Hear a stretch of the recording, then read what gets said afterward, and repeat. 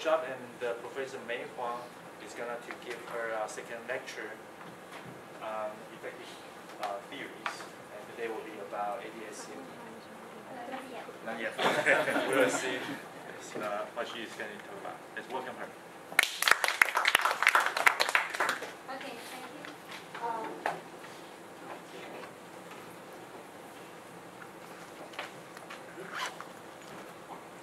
Okay, so yeah, this morning I will talk about the four-dimension QCD effective theory, and afternoon I will talk about holographic QCD. So basically, I think the challenge for series is that how to get vacuum property or hadron spectral of QCD from quarks and gluons degrees of freedom. So basically, this is a problem how to go from UV to IR. So of course, the lattice QCD is doing great job now. And Dyson string equations also there are a lot of efforts here. And holographic QCD model, this is I'm going to talk this afternoon. This direction also lots of efforts there. And of course, I mean for this morning I will talk about some effective series. And actually, I will focus on NGL model because this is basically the simplest one, and almost all the phase diagram, QCD phase structure is based on this NGL model, I would say. Okay, this is simple, but this simple model actually got the Nobel Prize 2008. So Nambu, because he offered the mechanism of spontaneous chiral-symmetry breaking, and this is actually he introduced this model in 1960s. Actually, he borrowed the idea of BCS theory, but at that time in 1960s. The degrees of freedom was nucleons, not quarks. But the idea is that is actually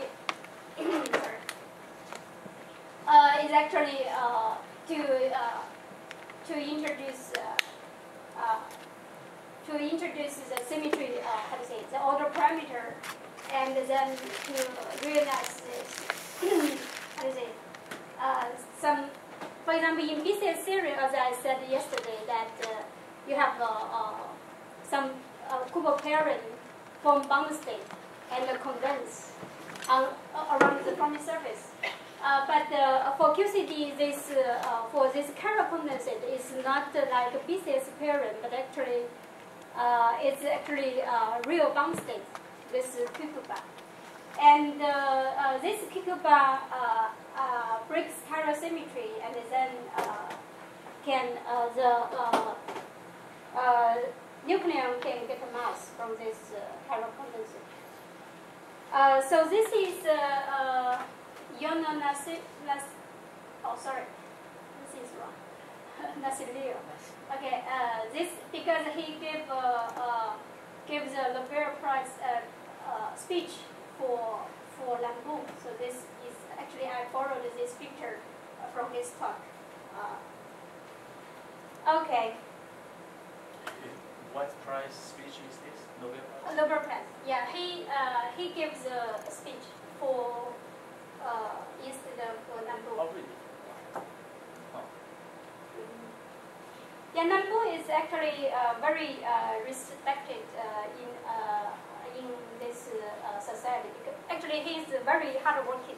Even in 80s, I mean, in his 80s, he's still working on. He's still doing calculations. I met him 2006 in Tokyo when I was a postdoc in Hazuda-san's group. And how old is he? Actually, I'm not sure. I think at that time he was already about So I think maybe close to 90 something. That is very diligent and respected. Okay, so this is a very simple model, I would say. Okay, so nowadays we are using this model with quarks degrees of freedom. So this is only there is no gluons in this model, only quarks. So there is a kind of coupling. This is a constant. This coupling is a constant. And this is actually the same model as condensed matter people used for conductor and so on. So this is just for fermion interaction, right? So basically, so we are actually, our community and also condensed matter community are using the same model. Okay. And of course, this constant, coupling constant, is big, and you can, in some sense, you can say, okay, you can derive this Lagrangian Avenger model from QCD Lagrangian. I didn't prepare the slides here, but you can basically do the path integral, and you can integrate out the gluons of the degrees of freedom. And imagine that, okay, the gluons in the vacuum is very heavy. So basically, the gluons is kind of stay constant. So this, because the gluon, the quark, of course, basically you can imagine like that. Well, okay, sorry, it doesn't matter. So basically, you can imagine, okay, of course, this quark is. No problem. Yeah, I think this is just a very, very simple picture. Then, okay, the quarks, of course, from QCD, this is interacting by exchange gluons. But okay, if this gluon is very heavy, so this is kind of goes to this G. So this is actually CD robots, and now they are coming to this picture, this picture from Dyson string equations. Okay, but anyway, this is the current mass for the quark, and in the chiral limit this is 0, and with the chiral symmetry explicitly broken, this is non-zero, and this is only in the scanner channel. This is for scanner, and this is for pseudo scanner. This is sigma and this is pi. Okay. So actually, this simple Lagrangian actually has the same global symmetry as QCD. So this Lagrangian has all the symmetries, global symmetry as QCD. Without, of course, there's no local corner symmetry because gluons is already included out. Okay. So very simple. And of course, in the vacuum, the chiral condensate, there is a non-zero cubic condensation. And if you just solve this quark loop, excuse me, is UA1 broken? I didn't. This lecture, I will not talk about the UA1 breaking, but yeah. But maybe.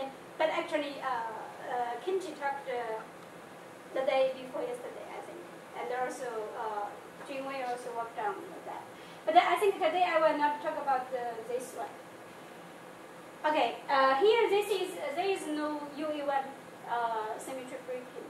Not in that approach. Sorry. Not in that approach. I'm not. Yeah. Okay. So basically, here only about the chiral. Okay. So here this is so this basically, you just do this integral, and this gives you the quark mass. Okay, this is the self energy of the quark. So you can solve the gap equation of the quark, and you can get the dynamic mass for the quark. Okay, so in this way, quark obtains dynamic mass, and chiral symmetry is spontaneously broken. So this is so simple. Okay, so how to how to construct mesons from this Lagrangian, because in this Lagrangian there is no mesons degrees of freedom. But actually this is by using this RPA approximation. I think this is often used in condensed matter or many-body theory. So actually this is a kind of summation of this bubble diagram. So this is, you just solve the bubble diagram, and then this basically, okay, so this is a kind of a virtual, how to say, meson here. So this quark and anti-quark interact with kind of virtual meson. And of course, the meson propagator is this bubble summation. So you can, from this you can subtract the effective coupling of this Q bar and this meson coupling constant. And also from this diagram, you can get the mass of the meson. So now I will tell you how to get the Lamb-Goldstone boson from in this method. So this is basically the safe energy for the pseudo scanner. So basically you just solve this bubble. So this is the pseudo scanner structure here. This is gamma 5 and this is pseudo scanner, right? So there is only one quark loop. Okay, then you just solve this, and then you can extract this pion mass. This pion mass is very simple. So this is just one integral. Momentum integral in momentum space. And you see very easily that when current mass is 0, basically in chiral limit, this gives you the 0 pion mass. So everything is so simple. So in this model. I recall that I can do the Haber-Strauss-Lossbridge transformation for the fermion. Sorry? If I have a full fermion interaction, I can do a transformation like the oscillator field, right? To replace the full fermion interaction. I think on this method, what they call it an HS transformation. HS. So you mean the Haber. Yeah, that's Strauss-Lossbridge. So this is okay. So I'm not sure. So they are solving this T matrix, right? Yeah. I can introduce the oscillator field a couple of. Yeah, this is actually the same thing here. I didn't say here, but this is already there. Yes, exactly. They introduced the auxiliary field. For example, sigma is for QQ bar, and pion is for Q bar, I gamma 5 for Q. So this is, yeah, it's already there. So otherwise you cannot get this. Yeah, okay. Okay, and also this naturally gives you this Goldberg-Tremann relation. So you just solve this, you just calculate this diagram, and then this gives you this. This is now the constant quark mass, and the pion decay constant can be calculated from this diagram. And it's obviously, you just calculate this, and then it comes out naturally. You even do not need to really calculate the diagram, the integral. You just put the integral here. You do not need to integrate this out. But after you calculate this, and then you keep the integral there, then the structure is already there, so you can easily get this relation. So when you're making all these relations, these are true. These are not perturbative relations. They're just true to all orders. In this actually, Because there's no small parameter. yeah, this is not perturbative. This is a kind of 1 over NC, not NC expansion. But here it's only in mean field, so mean field Yeah, so what are the things that you're throwing away? So basically here, if you use 1 over NC expansion, this kind of bubble diagram gives you the same order of 1 over NC. And where is NC entering in the original diagram? NC is in the how to say, in the quark, because quark carries NC, right? Yeah. So this, all the bubble, 1 loop or 2 loop or this kind of bubble, this link, this kind of chain gives the same. They are in the same order of 1 over NC. What is the diagram? What are the diagrams that we are throwing away in making this? What are the kinds of graphs? So basically, this is basically the lowest order in 1 over NC expansion. Okay. Yeah. So here there is a one. Non-planar diagrams got thrown away. Yeah. At least there could be some more. Yes. You mean in the order of 1 over At least NC? you throw away non-planar diagrams. Right? Non-productive. Non-planar. Those diagrams are all non-planar. planar Okay. diagrams. Okay. So, but I don't Non-planar. understand. So, NC is now what? Just a counting parameter? NC is the counter. 1 over NC Yeah, is but the I counter. thought we integrated out the gluons and now. Yeah, NC is still here. NC is even though well, NC now you can say okay, here still there is global SU3 counter. So basically there is no local counter SU3, but still kind of global. No local, but the global is still there. Yeah, it's like that. So NC is still it's still degrees of freedom for quark. So there is no counter of gluons, but still counter for quarks. So the NC is hidden. It's a kind of degrees of freedom for Yeah, quarks. it's only slightly confusing because if this is supposed to describe low energy physics, Yeah. it should be written in terms of gauge invariant objects. This is of course gauge invariant. Yes, it's sort of by construction. Yes. Yeah. Okay. Why is it gauge invariant? Well, it's You don't have covariant derivatives, so why? So of course then gauge invariant. Right? Why? The color is gone, so it's being replaced by just a global index. So Of course. Okay.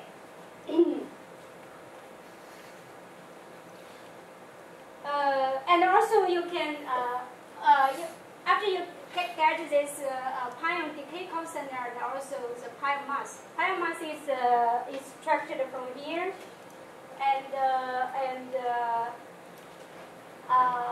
pion decay constant is from this diagram. So you can also get this Gaiman-Oaks random relation. So pi mass square is proportional to 1 over the constitution of bulk mass. Is that correct? On your previous slide.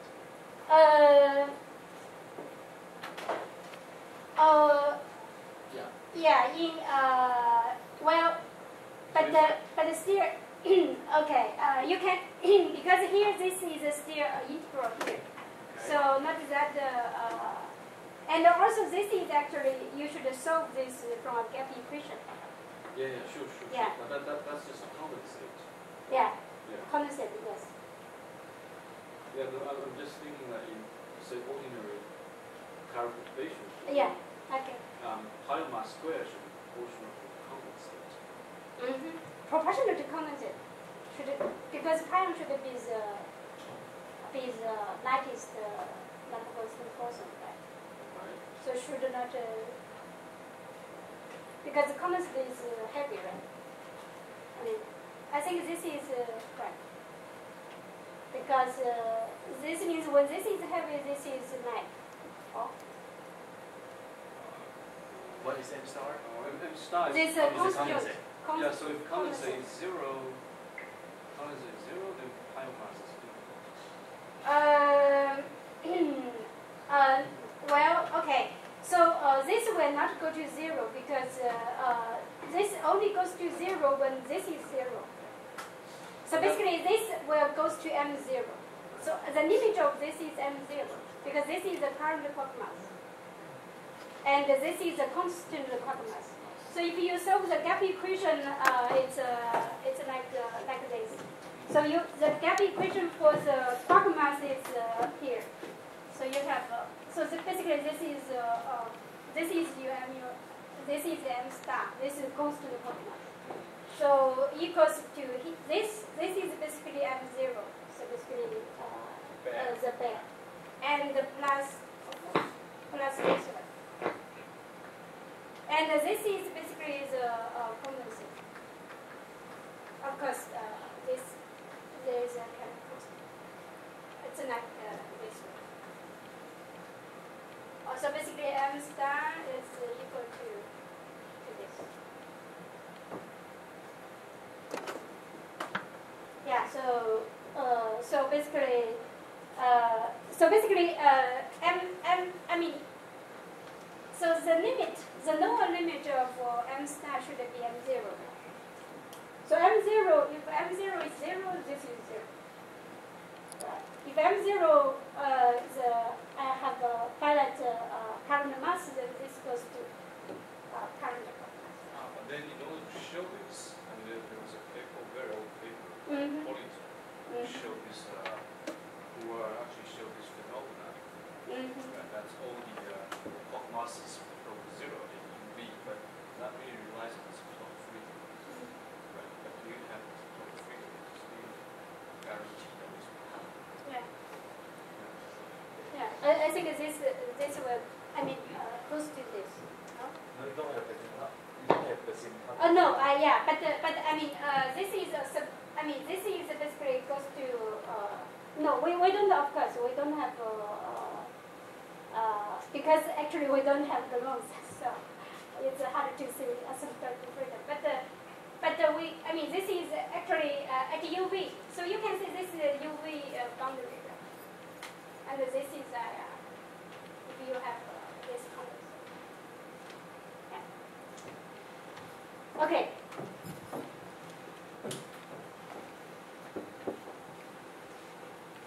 Okay, now this is for the vacuum property, and it's very simple, and it seems produces everything correctly. So sometimes simple model really works. Sometimes it's really amazing. Okay, so now I go to the chiral phase transition.